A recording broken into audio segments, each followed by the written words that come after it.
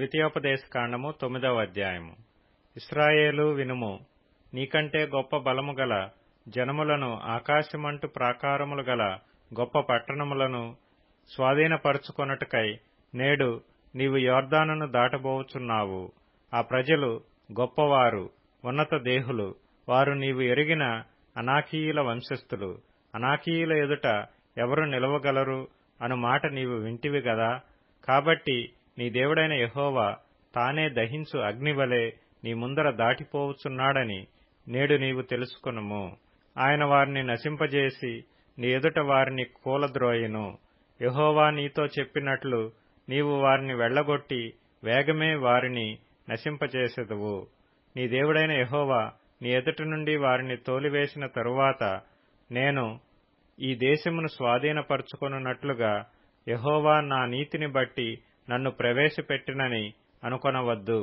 ఈ జనముల చెడుతనమును బట్టియే యెహోవా నీ ఎదుట నుండి వారిని వెళ్లగొట్టుచున్నాడు. నీవు వారి దేశమునకు వచ్చి దాని స్వాధీనపరచుకొనుటకు నీ నీతి అయినను నీ హృదయ యథార్థత అయినను హేతువు కాదు. ఈ జనముల చెడుతనమును బట్టియే యెహోవా నీ పితరులైన అబ్రహాము, ఇస్సాకు, యాకోబులతో ప్రమాణము చేసిన మాటను స్థాపించుటకై నీ దేవుడైన యెహోవా వారిని నీ ఎదుట నుండి వెళ్లగొట్టుచున్నాడు. మీరు లోబడనొల్లని వారు గనుక ఈ మంచి దేశమును స్వాధీనపరచుకొనున్నట్లు నీ దేవుడైన యెహోవా నీ నీతిని బట్టి నీకియ్యడని నీవు తెలుసుకొనవలెను. అరణ్యములో నీవు నీ దేవుడైన యెహోవాకు కోపము పుట్టించిన సంగతిని జ్ఞాపకము చేసుకొనుము. దాని మరువవద్దు. నీవు ఐగుప్తు దేశములో నుండి బయలుదేరిన దినము మొదలుకొని ఈ స్థలమందు మీరు ప్రవేశించు వరకు మీరు యెహోవా మీద తిరుగుబాటు చేయుచునే వచ్చితిరి. హోరేబులో మీరు యెహోవాకు కోపము పుట్టించినప్పుడు యెహోవా మిమ్ము నశింపజేయునంత కోపము మీ మీద తెచ్చుకొనెను.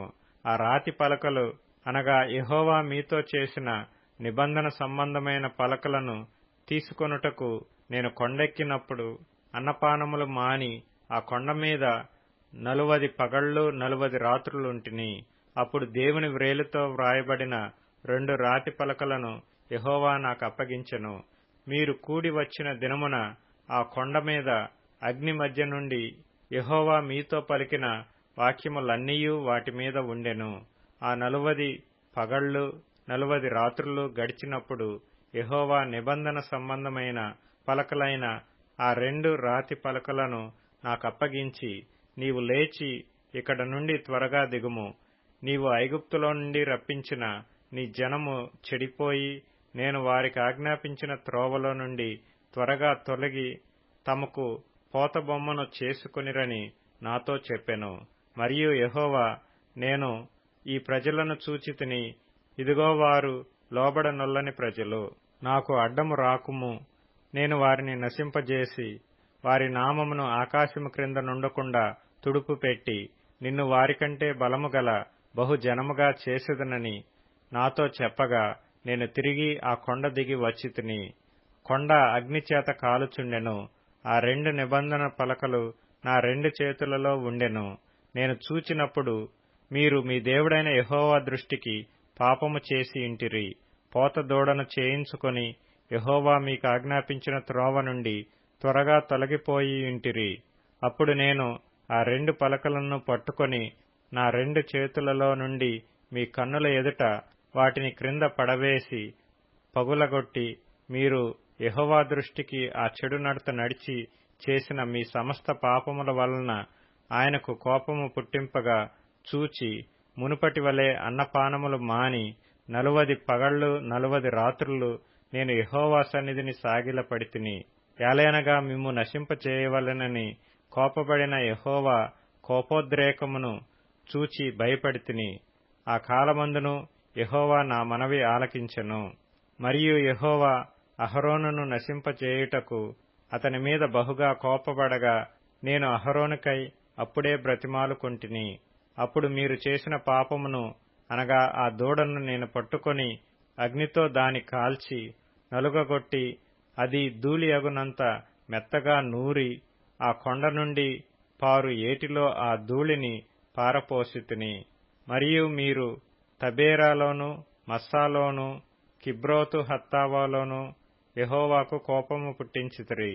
యెహోవా మీరు వెళ్లి నేను మీకిచ్చిన దేశమును స్వాధీనపరచుకొనుడని చెప్పి కాదేషు బర్నేయలో నుండి మిమ్ము పంపినప్పుడు మీరు మీ దేవుడైన యెహోవాను నమ్ముకొనక ఆయన నోటి మాటకు తిరుగబడితిరి. ఆయన మాటను వినలేదు. నేను మిమ్మును ఎరిగిన దినము మొదలుకొని మీరు యెహోవా మీద తిరుగుబాటు చేయుచున్నారు. కాగా నేను మునుపు సాగిలపడినట్లు యెహోవా సన్నిధిని 40 పగళ్లు 40 రాత్రులు సాగిలపడితిని. యెహోవా మిమ్మును నశింపజేసెదననగా నేను యెహోవాను ప్రార్థించుచు ఈలాగు చెప్పితిని, ప్రభువా యెహోవా, నీవు నీ మహిమ వలన విమోచించి బాహుబలము వలన ఐగుప్తులో నుండి రప్పించిన నీ స్వాస్థ్యమైన జనమును నశింపజేయకము. నీ సేవకులైన అబ్రాహాము, ఇస్సాకు, యాకోబులను జ్ఞాపకము చేసుకొనుము. ఈ ప్రజల కాఠిన్యమునైనను వారి చెడుతనమునైనను వారి పాపమునైనను చూడకము. ఎలయనగా నీవు ఏ దేశములో నుండి మమ్మను రప్పించితివో ఆ దేశస్థులు యెహోవా తాను వారితో చెప్పిన దేశములోనికి వారిని చేర్చలేకపోవుట వలనను వారిని ద్వేషించుట వలనను అరణ్యములో వారిని చంపుటకు వారిని రప్పించనని చెప్పుకొందురేమో. నీవు నీ అధిక బలము చేతను నీవు చాపిన నీ బాహువు చేతను రప్పించిన నీ స్వాస్థ్యమును నీ ప్రజలను వీరే. ద్వితీయోపదేశకాండము 10వ అధ్యాయము. ఆ కాలమందు యెహోవా మునుపటి వాటి వంటి 2 రాతి పలకలను నీవు చెక్కుకొని కొండ ఎక్కి నా యొద్దకు రమ్ము. మరియు నీవు ఒక కర్ర మందసమును చేసుకొనవలెను.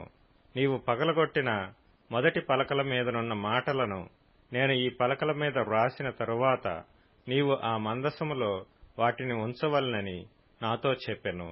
కాబట్టి నేను తుమ్మకర్రతో ఒక మందసమును చేయించి మునుపటి వాటి వంటి 2 రాతి పలకలను చెక్కి ఆ 2 పలకలను చేత పట్టుకొని కొండ ఎక్కితిని.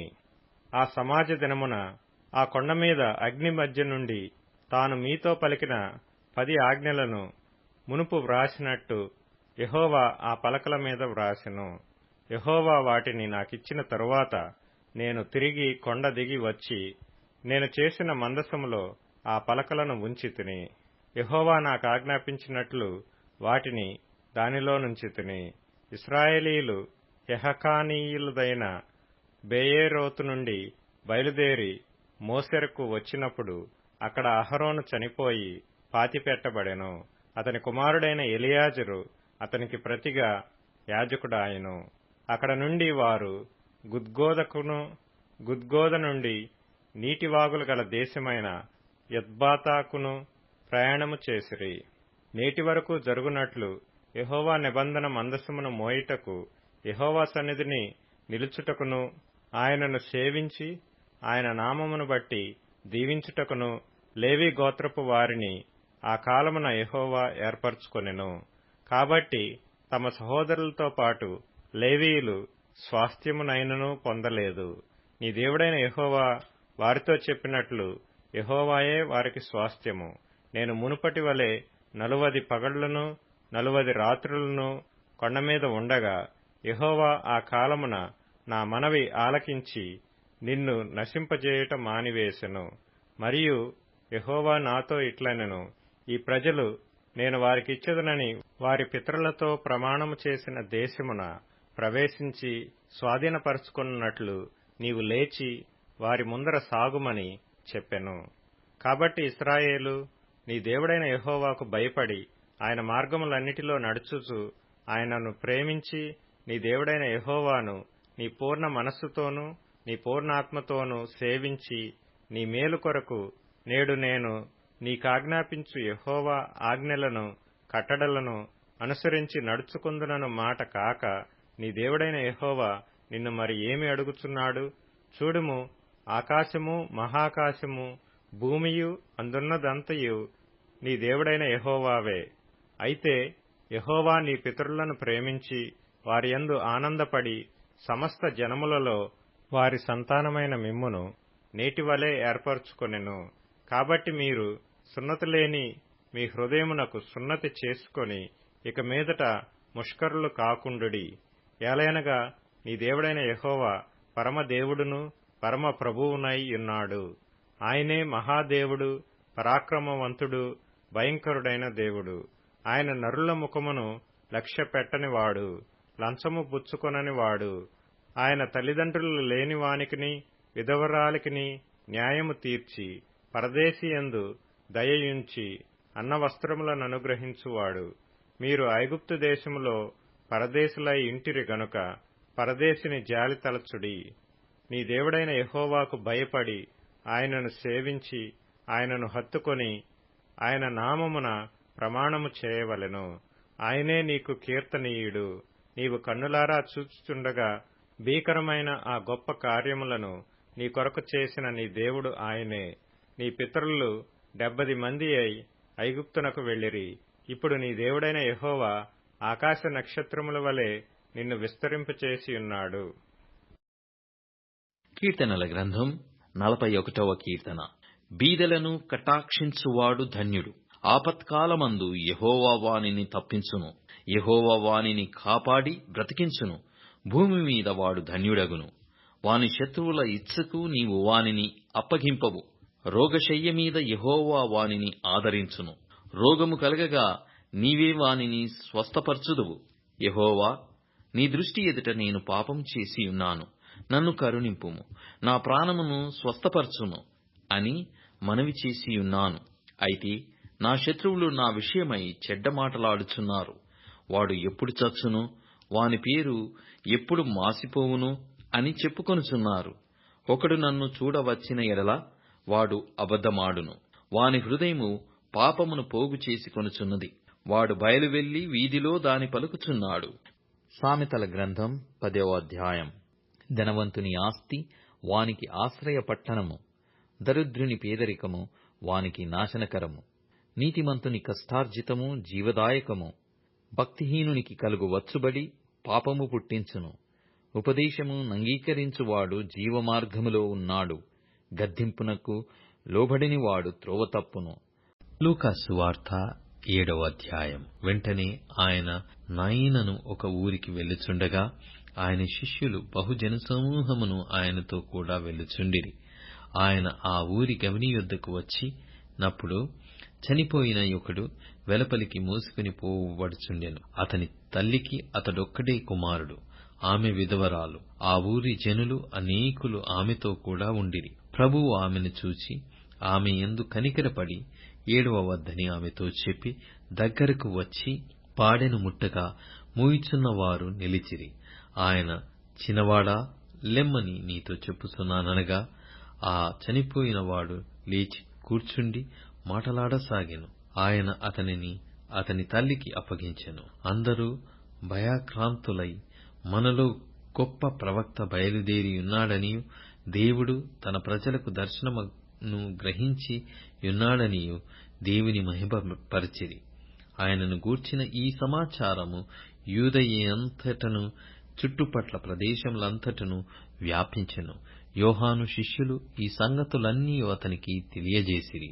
అంతటి యోహాను తన శిష్యులలో 2 పిలిచి, రాబోబు వాడవు నీవేనా? మేము మరియొకని కొరకు కనిపెట్టవలెనా అని అడుగుటకు వారిని ప్రభువునొద్దకు పంపెను. ఆ మనుషులు ఆయన యొద్దకు వచ్చి, రాబోవు వాడవు నీవేనా, లేక మరియొకని కొరకు మేము కనిపెట్టవలెనా అని అడుగుటకు బాప్తిసమిచ్చు యోహాను మమ్మను నీ యొద్దకు పంపెనని చెప్పిరి. ఆ గడియలోనే ఆయన రోగములను బాధలను అపవిత్రాత్మ గల అనేకులను స్వస్థపరిచి చాలామంది గ్రుడ్డివారికి చూపు దయచేశాను. అప్పుడు ఆయన, మీరు వెళ్లి కన్నవాటిని విన్నవాటిని యోహానుకు తెలుపుడి. గ్రుడ్డివారు చూపు పొందుచున్నారు, కుంటివారు నడుచున్నారు, కుష్ఠరోగులు శుద్ధులగుచున్నారు, చెవిటివారు వినుచున్నారు, చనిపోయిన వారు లేపబడుచున్నారు, బీదలకు సువార్త ప్రకటింపబడుచున్నది. నా విషయమై అభ్యంతర పడని వాడు ధన్యుడని వారికి ఉత్తరమిచ్చెను. యోహాను దూతలు వెళ్లిన తరువాత ఆయన యోహానును గూర్చి జనసమూహముతో ఇలాగు చెప్పసాగెను. మీరేమి చూచుటకు అరణ్యములోనికి వెళ్ళితిరి? గాలికి కదులుచున్న రెల్లునా? మరేమి చూడ వెళ్ళితిరి? సన్నపు బట్టలు ధరించుకొనిన వానినా? ఇదిగో, ప్రశస్త వస్త్రములు ధరించుకొని సుఖముగా జీవించువారు రాజగృహములలో ఉందురు. అయితే మరేమి చూడవెళ్ళితిరి? ప్రవక్తనా? అవును గాని ప్రవక్త కంటే గొప్పవానినని మీతో చెప్పుచున్నాను. ఇదిగో, నేను నా దూతను నీకు ముందుగా పంపుచున్నాను. అతడు నీ ముందర నీ మార్గము సిద్ధపరచును అని ఎవరిని గూర్చి వ్రాయబడినో అతడే ఈ యోహాను. స్త్రీలు కనిన వారిలో యోహాను కంటే గొప్పవాడెవడునూ లేడు. అయినను దేవుని రాజ్యములో అల్పుడైన వాడు అతని కంటే గొప్పవాడని మీతో చెప్పుచున్నాను. ప్రజలందరూ సుంకరులను యోహాను బోధ విని అతడిచ్చిన బాప్తిస్మము పొందిన వారై దేవుడు న్యాయవంతుడని ఒప్పుకొనిరి. గాని పరిసయ్యులను ధర్మశాస్త్రోపదేశకులను అతని చేత బాప్తిస్మము పొందక తమ విషయమైన దేవుని సంకల్పమును నిరాకరించిరి. కాబట్టి ఈ తరము మనుషులను నేను దేనితో పోల్చుదును? వారు దేనిని పోలియున్నారు? సంత వీధులలో కూర్చుండియుండి మీకు పిల్లనగ్రోవి ఊదితిమి కాని మీరు నాట్యమాడరైతిరి, ప్రలాపించితిమి కాని మీరేడవరైతిరి అని ఒకనితో ఒకడు చెప్పుకొని పిలుపులాటలాడుకొను పిల్లకాయలను పోలియున్నారు. బాప్తిస్మమిచ్చు యోహాను రొట్టె తినకయు ద్రాక్షారసము త్రాగకయు వచ్చెను గనుక వీడు దయ్యము పట్టిన వాడని మీరనుచున్నారు. మనుష్య కుమారుడు తినుచును త్రాగుచును వచ్చెను గనుక మీరు ఇదిగో వీడు తిండిపోతును మద్యపానీయు సుంకరులకును పాపులకును స్నేహితులను అనుచున్నారు. అయినను జ్ఞానము జ్ఞానమని దాని సంబంధులందరిని బట్టి తీర్పు పొందుననెను.